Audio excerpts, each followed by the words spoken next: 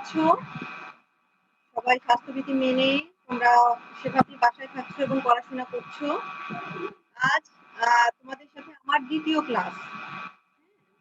আমি দ্বিতীয় অধ্যায় কোষ বিভাজন কতদিন পড়িয়েছি তোমরা সবাই আশা করি পড়েছো এবং শুনেছো ভালো করে। কোষ বিভাজনে আমি মাইটোসিস কোষ বিভাজন পড়িয়েছি। আজ আমরা এর পরবর্তী যে অংশটা আছে সেই পরবর্তী অংশটা আমরা আজকে দেখব। আমরা এই কোষ বিভাজন করতে গেলে আমাদের কিছু জিনিস জানা প্রয়োজন। সেটা হচ্ছে আমাদের একটা হচ্ছে সাইটোকাইনেসিস। সাইটোকাইনেসিস জিনিসটা কি? এটা হচ্ছে কি সাইটোপ্লাজমের যে বিভাজনটা হচ্ছে, যদি সাইটোকাইনেসিস যদি না হয় এবং কি নিউক্লিয়াসের বিভাজনটা যদি চলতেই থাকে, তাহলে কি হবে? অনেক বেশি নিউক্লিয়াস সৃষ্টি হবে। ঠিক আছে? এই জন্য সাইটোকাইনেসিসটা একটা কোষের জন্য খুব বেশি প্রয়োজন। তোমরা এই টার্মগুলো খুব ভালোভাবে শিখবে। ক্যারিওকাইনেসিস। ক্যারিওকাইনেসিস কি? এটা হচ্ছে নিউক্লিয়াসের যে বিভাজন, তাই না? মাইটোসিস কোষ বিভাজন প্রক্রিয়ায় কি হচ্ছে? নিউক্লিয়াসটা যে বিভাজিত হচ্ছে সেটাকে আমরা বলছি ক্যারিওকাইনেসিস। ক্যারিওকাইনেসিসের ফলে নিউক্লিয়াসটা দুটো সমান অংশে বিভাজিত হয়ে সমগুণ সম্পন্ন অপত্য দুইটা কোষের সৃষ্টি করে। বিভাজিত কোষে নিউক্লিয়াসটা কি হচ্ছে? একটা জটিল প্রক্রিয়ার মাধ্যমে কি করে পুরো প্রসেসটা সম্পন্ন করে থাকে। এরপর আমরা দেখি, আমরা গতদিন তো মাইটোসিস কি এবং প্রকারভেদগুলো এবং এর যে ধাপগুলো সেগুলো আমরা সব ভালো করে শিখেছি। আজকে আমরা যেটা শিখবো সেটা হচ্ছে যে মাইটোসিসের প্রয়োজনীয়তা। কেন প্রয়োজন মাইটোসিস? প্রথমটা দেখো, দেহ গঠন। বহুকোষী জীবের জাইগোট নামক একটি মাত্র কোষ এই বিভাজনের মাধ্যমে বহুকোষী কি করে? দেহ গঠন করে। তারপর দেখো বংশ বিস্তার। এককোষী জীবে হচ্ছে গিয়ে কি এই প্রক্রিয়া কি হচ্ছে? বংশটা বিস্তার লাভ করে। আকার আয়তন রক্ষা। এই বিভাজনের ফলে কোষের আকার এবং আয়তনে কি হয়? বাড়ে। ক্রোমোজোমের সমতা রক্ষা। এই বিভাজনের কারণে কোষের সমান এবং সমগুণ সম্পন্ন ক্রোমোজোম থাকে। ক্ষতস্থান পূরণ। যদি কোনো জায়গায় কেটে যায় তাহলে কি হচ্ছে? এই যে মাইটোসিস কোষ বিভাজনের মাধ্যমে কি হচ্ছে? ক্ষতস্থানটাতে কি হচ্ছে? পুনরায় কোষ সৃষ্টি হচ্ছে এবং সেই ক্ষতস্থানটা কি হচ্ছে? পূরণ হয়ে যাচ্ছে এবং যে জায়গাটা ভালো হয়ে যাচ্ছে। এবং শেষটা দেখো স্থিতিশীলতা। এর ফলে কি হচ্ছে? জীবের যে কোয়ালিটি গুলো, তাদের যে গুণগত যে বৈশিষ্ট্যগুলো, সেগুলো হচ্ছে কি তার স্থিতিশীলতাটা বজায়। এগুলো হচ্ছে মাইটোসিস কোষ বিভাজনের প্রয়োজনীয়তা। এরপর আমরা দেখি, যদি মাইটোসিস কোষ বিভাজন যদি নিয়ন্ত্রিত না থাকে, অর্থাৎ অনিয়ন্ত্রিত যদি বিভাজিত হতেই থাকে, তাহলে কি হয়? আমরা সবাই জানি, তাই না? এর অস্বাভাবিক বিভাজনের ফসল হচ্ছে কি টিউমার এবং ক্যান্সার। তাহলে আমরা দেখি মাইটোসিস কোষ বিভাজন প্রক্রিয়ায় একটি থেকে দুটি থেকে চারটি এভাবে কি হচ্ছে? এটা নিয়ন্ত্রিত থাকে। কোনো কারণে যদি এই নিয়ন্ত্রণ নষ্ট হয়ে যায়, তার ফলে যে বিভাজনটা ঘটে থাকে তাকে বলা হচ্ছে অস্বাভাবিক। এখানে কি হচ্ছে দেখো, কেমন করে হচ্ছে এটা? এটা হচ্ছে কোষ বিভাজন কি হয়? এটা কি করে? কোষের কি করে? দুটো প্রোটিন অণুকে কি করে? তাদের জায়গা থেকে এটা সরিয়ে দিচ্ছে। সরিয়ে দিয়ে কি করছে? ফলে কোষ বিভাজনের সময় কি হচ্ছে? যে নিয়ন্ত্রণটা সেটা নষ্ট হয়ে যাচ্ছে এবং সেই জায়গায় একটা অর্বুদের সৃষ্টি হচ্ছে। অনেক সময় কি হচ্ছে? এই দুটা জিন কি করছে? কোষের জিনের সাথে একীভূত হয়ে যাচ্ছে এবং কোষের কি হচ্ছে? বৃদ্ধি নিয়ন্ত্রণকারী যে প্রোটিন অণুগুলো আছে সেই অণুগুলো কি হয়? কাজটা বন্ধ করে দেয়। এর ফলে সৃষ্টি হচ্ছে কি? ক্যান্সার বা টিউমার। এই কাজগুলো হচ্ছে অনিয়ন্ত্রিত মাইটোসিসের ফল। ঠিক আছে? এটা আবার দেখো, এই অনিয়ন্ত্রিত মাইটোসিস আবার কি হচ্ছে? সাধারণত দুইটা উপায়ে কি হচ্ছে এই কোষটাকে যে অনিয়ন্ত্রিত মাইটোসিস হচ্ছে দুইটা উপায়ে কোষের মৃত্যুটা হতে পারে। একটা হচ্ছে কি দেখো, একটা হচ্ছে নেক্রোসিস আর একটা হচ্ছে অ্যাপোপ্টোসিস। নেক্রোসিসটা কি? যদি কোনো কারণে পুষ্টির অভাব হয়, অথবা যদি বিষাক্ত বিভিন্ন জিনিস আমরা খাবারের মাধ্যমে হোক বা বিভিন্ন কারণে যদি আমরা বিষাক্ত জিনিস আমাদের শরীরে প্রবেশ করে, তখন কি হচ্ছে? এই জিনিসটা হয়ে থাকছে। ঠিক আছে? সেটাকে বলতেছি আমরা নেক্রোসিস। এবং পরবর্তী যেটা সেটা হচ্ছে কি অ্যাপোপ্টোসিস। এটা হচ্ছে কি জেনেটিক্যালি নিয়ন্ত্রিত মৃত্যু। অর্থাৎ যদি কোনো কোষের জীবদেহ বা অঙ্গের তাই কি হচ্ছে? এগুলো কি হচ্ছে? ধ্বংস হয়ে যাচ্ছে। ঠিক আছে? এখন অপ্রয়োজনীয় মানে শরীরের জন্য এটা প্রয়োজন না, সেটা কি হচ্ছে? ধ্বংস করা প্রয়োজন। তখন কি হচ্ছে? এটাকে আমরা বলতেছি অ্যাপোপ্টোসিস। যেমন উদাহরণ হিসেবে দেখো, মানুষের কি হচ্ছে? ভ্রূণাবস্থায় কি হচ্ছে? পাতলা টিস্যু দিয়ে হাতের সকল আঙ্গুলগুলো কি হয়? একত্রে লাগানো থাকে। পরে কি হচ্ছে? মাঝখানে যে টিস্যুটা আছে সেটা ধ্বংস হয়। ধ্বংস হয়ে কি হয়? আমাদের আঙ্গুলগুলো আলাদা হয়ে যায় এবং পাঁচটা কি আঙ্গুল সৃষ্টি হয়। ঠিক আছে? এর জন্য কি হচ্ছে? অনেক সময় দেখা যাচ্ছে দেখা যাচ্ছে যে এইভাবে কি হচ্ছে? এই অ্যাপোপ্টোসিসের মাধ্যমে কি হচ্ছে? এই কোষগুলো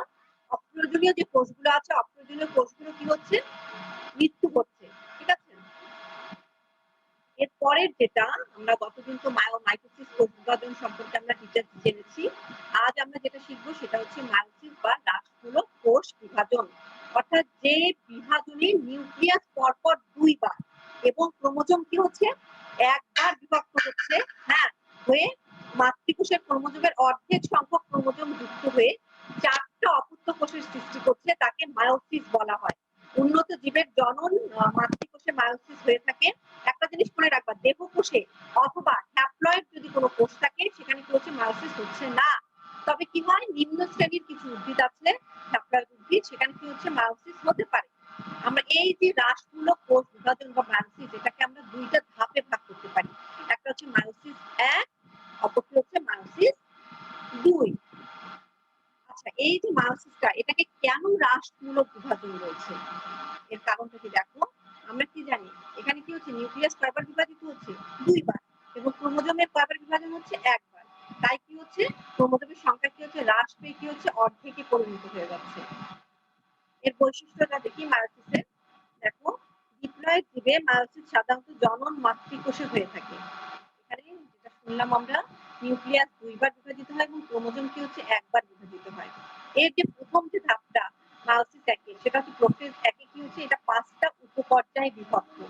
কায়েজমা সৃষ্টি এবং ক্রসিং ওভার হয় বলে হোমোলোগাস ক্রোমোজোমের মধ্যে কি হচ্ছে এদের যে জিন বা বৈশিষ্ট্যগুলো সেগুলো বিনিময় হচ্ছে এবং একটি মাতৃকোষ থেকে ৪টি হ্যাপ্লয়েড অপত্য কোষের সৃষ্টি হয়। এগুলো হচ্ছে মায়োসিসের বৈশিষ্ট্য।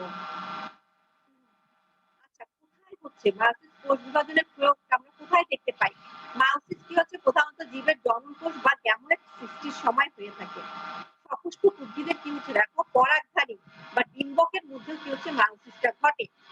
উন্নত প্রাণীদেহের শুক্রাশয়ে এবং ডিম্বাশয়ের মধ্যে কি হচ্ছে মায়োসিস ঘটে এবং মস ও ফার্ন জাতীয় যে উদ্ভিদগুলো আছে তাদের ডিপ্লয়েড মাতৃকোষ থেকে যখন হ্যাপ্লয়েড রেণুটা তৈরি হচ্ছে তখন কি হচ্ছে আমরা এই মায়োসিস কোষ বিভাজনটা দেখতে পাই। তোমরা এই জিনিসটা খুব ভালো করে দেখবে, কোথায় কোথায় মায়োসিসটা হচ্ছে এটা একটু মনোযোগ দিয়ে এবং ভালো করে পড়বে।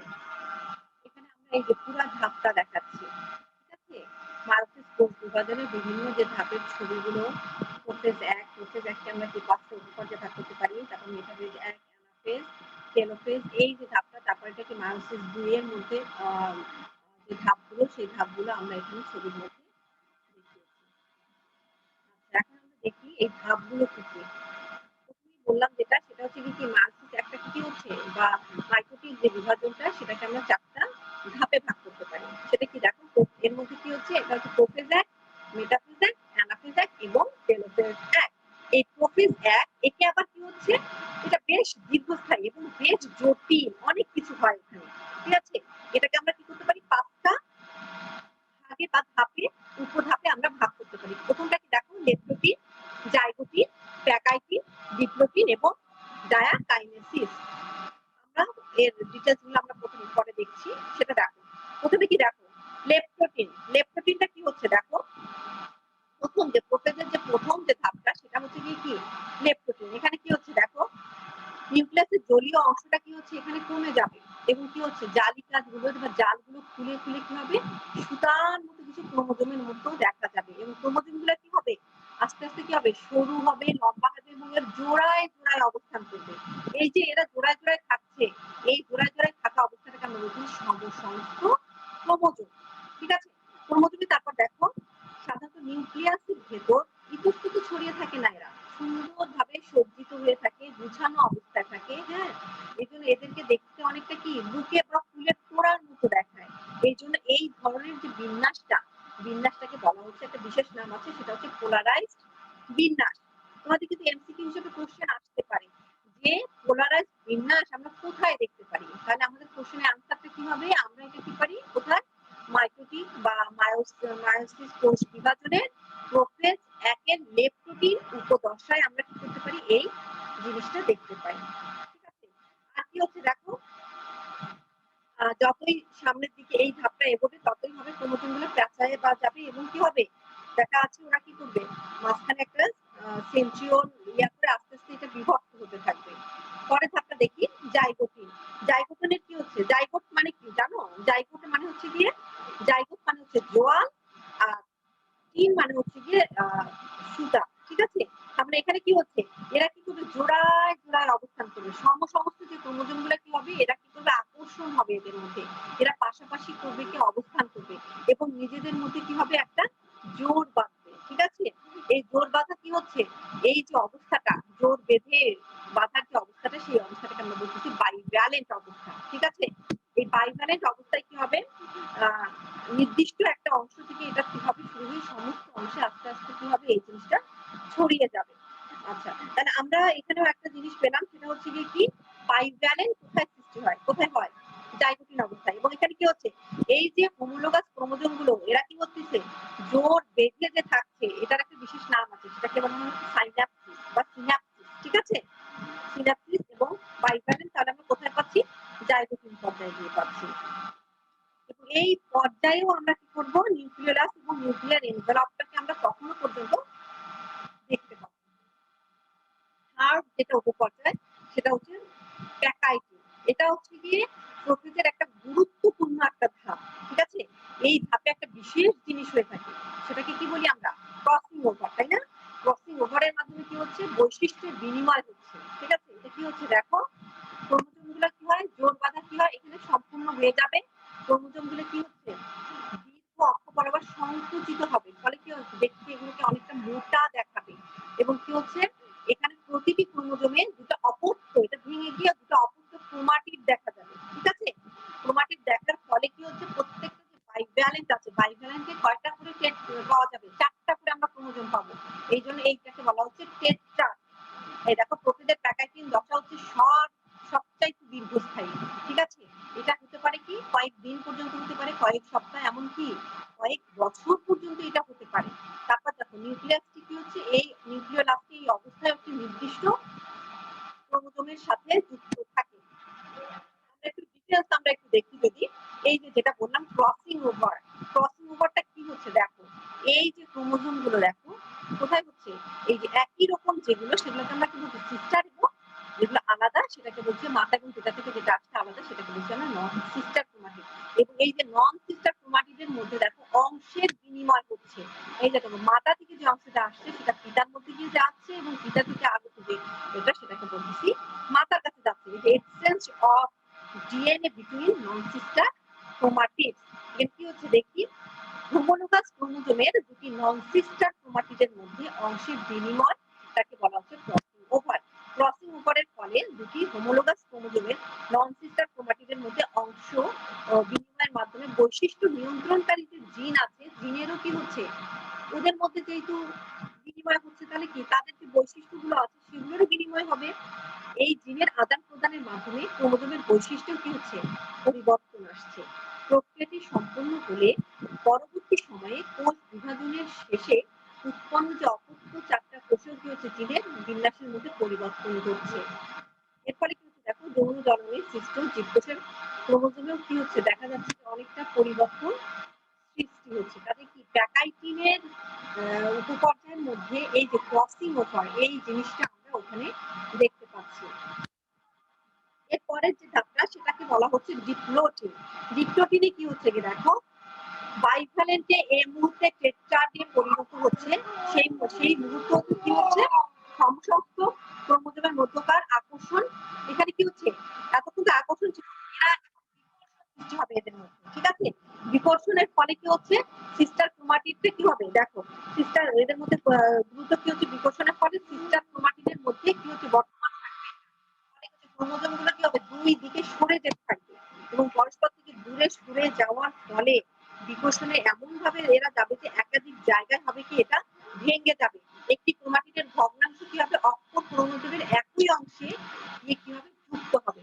ফলে দুটি ক্রোমোজোমের ক্রোমাটিড অংশের বিনিময় হবে। এটাকে কি ডিপ্লোটিডের যে ক্রসিং ওভারটা যে হলো, ক্রসিং ওভারের ফলে কি হচ্ছে, এদের মধ্যে এই জিনিসটা আমরা দেখতে পাচ্ছি। তারপরে দেখো ডিপ্লোটিন আরো একটা জিনিস করবে, সেখানে কি হচ্ছে, ডিপ্লোটিন আর একটা জিনিস হচ্ছে, সেটা হচ্ছে এই যে বিকর্ষণটা হলো, বিকর্ষণটা হওয়ার ফলে কি হবে, এই যে আমরা আগের ধাপে যেটা পেয়েছিলাম প্যাকাইটিনের মধ্যে, ওদের কি হচ্ছে, বংশের তো বিনিময় হলো, বংশের বিনিময় হওয়ার ফলে কি হবে, এই যে বিকর্ষণটা এত পর্যায়ে চলে যাবে যে কি হচ্ছে, একটা লুপের সৃষ্টি হবে। মাঝখানে মনে হবে একটা লুপ সৃষ্টি হয়েছে, এবং কারিজমা গুলো কি হবে, স্পষ্ট হবে, এবং এরা কি হবে, পরস্পর থেকে দূরে যেতে যেতে যে অবস্থা সৃষ্টি হবে সেটাকে বলা হচ্ছে প্রান্তীয়করণ। ঠিক আছে? তাহলে ডিপ্লোকিন দশায় আমরা যে জিনিসটা পাচ্ছি সেটা হচ্ছে প্রান্তীয়করণ বা টার্মিনালাইজেশন পাবো আমরা। এখানে কি হচ্ছে? এর ফলে কি হচ্ছে যে লুপের সৃষ্টি হচ্ছে সেটা হচ্ছে 90 ডিগ্রি কোণেও হতে পারে অথবা 180 ডিগ্রি কোণেও হচ্ছে যে এই ডায়াগ্রামটা বা এরা অবস্থান নিতে পারে। লাস্ট যেটা সেটা হচ্ছে কি ডায়াকাইনেসিস। ডায়াকাইনেসিসটা কি দেখো, এখানে কি হচ্ছে ক্রোমোজোমগুলো আরো বেশি খাটো হবে, মোটা হবে। তখনও কিন্তু কি হবে, এদের মধ্যে যে বিকর্ষণটা বা প্রান্তীয়করণ সেটা কি হবে, চলতেই থাকবে। বাইভ্যালেন্টের কি হবে, ক্রোমোজোমের কি হবে, ধাত্র জমা হবে এবং এর ফলে কি হবে, ক্রোমাটিড গুলোকে আর বিভক্ত বলে মনে হবে না। এ সময় বাইভ্যালেন্ট গুলো কি হবে, নিউক্লিয়াসের কেন্দ্রস্থল থেকে পরিধির দিকে বাইরের দিকে যেতে থাকবে। এই উপপর্যায়ের শেষ দিকে কি হচ্ছে, নিউক্লিওলাসটা অদৃশ্য হয়ে যাবে এবং নিউক্লিয়ার এনভেলপের কি হবে, অবলুপ্তি ঘটবে এবং প্রাণী কিসে সেন্ট্রিওল যেটা সেটা হচ্ছে মেরুর দিকে চলে যাবে। এই হচ্ছে প্রোফেজ 1 এর যে 5টা ধাপ আমরা পেলাম, সেই 5টা ধাপ। এরপর আমরা যদি দেখি প্রোফেজের কি হচ্ছে পরবর্তী যে ধাপগুলো আমি বললাম সেটা হচ্ছে কি মেটাফেজ। আমার প্রোফেজ 1 শেষ, এরপর হচ্ছে মেটাফেজ 1, অ্যানাফেজ 1, টেলোফেজ 1। এই যে ধাপগুলো, বাকি যে ধাপগুলো এখানে কি হচ্ছে আমি একটু বলি, তোমরা শোনো। মেটাফেজ 1 এর ক্ষেত্রে কি হচ্ছে দেখো, বাইভ্যালেন্টের প্রতিটি সেন্ট্রোমিয়ার স্ব মেরুর দিকে যাবে এবং বিষুবীয় রেখা থেকে এরা কি করবে, সমদূরে অবস্থান করবে। কতিপয় ট্রাকশন ফাইবারের সাথে ক্রোমোজোমের সেন্ট্রোমিয়ার গুলো কি হবে, সংযুক্ত হবে। মাইটোটিক মেটাফেজের মতো এর পর্যায়ে কি হবে, সেন্ট্রোমিয়ারের বিভক্তি ঘটবে না। ক্রোমোজোমের মধ্যে কি হচ্ছে, লুপ সৃষ্টি হবে এবং ক্রোমোজোম গুলো আরো কি হবে, মোটা হবে এবং খাটো হবে। এটা গেল। এরপর একটা হচ্ছে কি অ্যানাফেজ 1। অ্যানাফেজ 1 এ এসে কি হবে দেখো, এই পর্যায়ে এসে হোমোলোগাস ক্রোমোজোম গুলো হবে কি পৃথক হয়ে যাবে এবং বাইভ্যালেন্টের দুটো ক্রোমোজোম কি হবে, বিপরীত মেরুর দিকে এরা গমন করবে। ক্রোমোজোম গুলোর সূত্রে কি হবে, সংকোচন হবে, কাণ্ডদেহের প্রসারণ এবং অন্যান্য কারণে কি হবে, ক্রোমোজোম গুলো হবে মেরুর দিকে গমন করতে থাকবে। এবং এই যে মেরুমুখী গমন আমরা মাইটোসিসের ক্ষেত্রেও তো দেখেছি। ঠিক আছে, এগুলো দেখতে অনেকটা কি হবে, BLJI এই শেপের হবে, যেটাকে বলা হচ্ছে মেটাসেন্ট্রিক, সাবমেটাসেন্ট্রিক, অ্যাক্টোসেন্ট্রিক এবং টেলোসেন্ট্রিক। এরপরে দেখো লাস্ট যে ধাপটা সেটা হচ্ছে কি টেলোফেজ 1। টেলোফেজ 1 হচ্ছে কি মায়োসিস 1 এর শেষ পর্যায়ে। এই পর্যায়ে মেরুতে অবস্থিত N সংখ্যক যে ক্রোমোজোম গুলো থাকে, ক্রোমোজোমের চারদিকে কি হচ্ছে আবার নিউক্লিয়ার এনভেলপ তৈরি হবে এবং নিউক্লিয়াস কি হবে, পুনরায় সেখানে আবির্ভাব করবে। নিউক্লিয়াসে পুনরায় জল যোজন হবে, ফলে ক্রোমোজোম গুলো ক্রমান্বয়ে আবার কি হবে, মোটা ছিল আগে তাই না, আস্তে আস্তে সরু হতে থাকবে।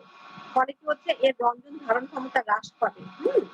এইভাবে কি হচ্ছে, টেলোফেজ 1 এর মাধ্যমে কি হচ্ছে, মায়োসিস 1 পর্যায়টা শেষ হয়ে যাচ্ছে। এরপরে যেটা সেটা হচ্ছে মায়োসিস 2। মায়োসিস 2 এর ক্ষেত্রেও আমরা দেখি কি দেখো, হ্যাপ্লয়েড মাতৃকোষ বা নিউক্লিয়াস দুটি যে পদ্ধতিতে 4টা হ্যাপ্লয়েড কোষ বা নিউক্লিয়াস গঠন করে তাকে বলা হচ্ছে মায়োসিস 2।